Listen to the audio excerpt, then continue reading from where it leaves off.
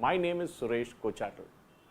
This year's United Nations General Assembly meeting began with calls for multilateralism and cooperation and a declaration that urgency for countries to unite has rarely been greater. It concluded with a parade of diverse grievances that echoed when the final gavel fell. Leader after leader in days of speeches delivered virtually stressed the importance of working together to navigate the coronavirus outbreak and the challenges that lie beyond it.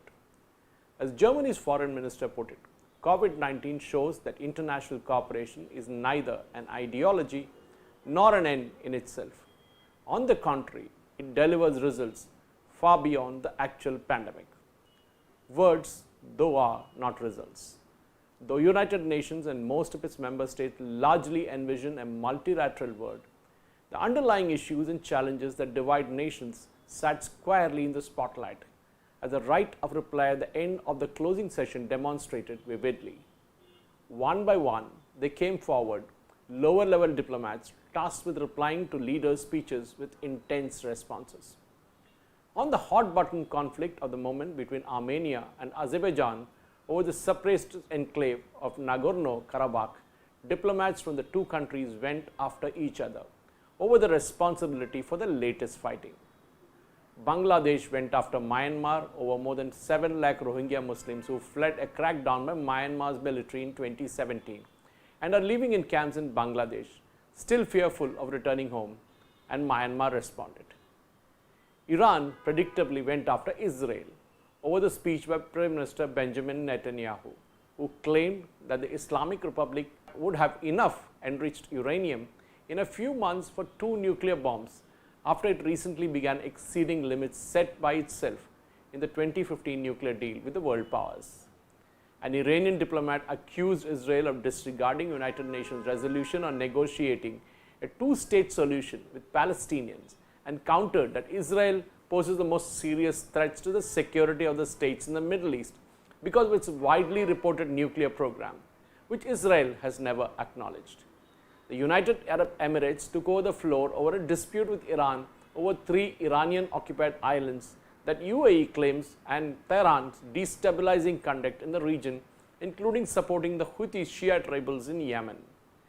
The United Arab Emirates in turn vehemently dismissed Iran's allegation that United Arab Emirates were destabilizing Middle East security.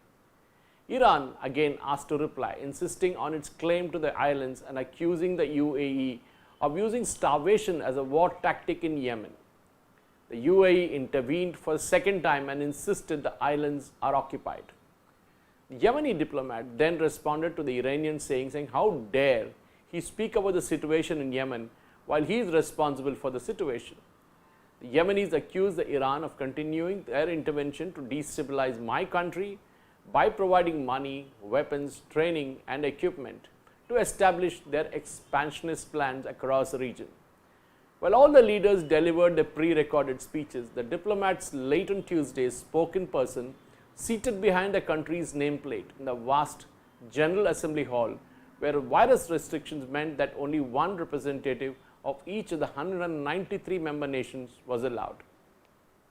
The main in-person event was a virtual UN Security Council meeting that sparked off one of the few real-time exchanges and centered on the escalating US confrontation with China.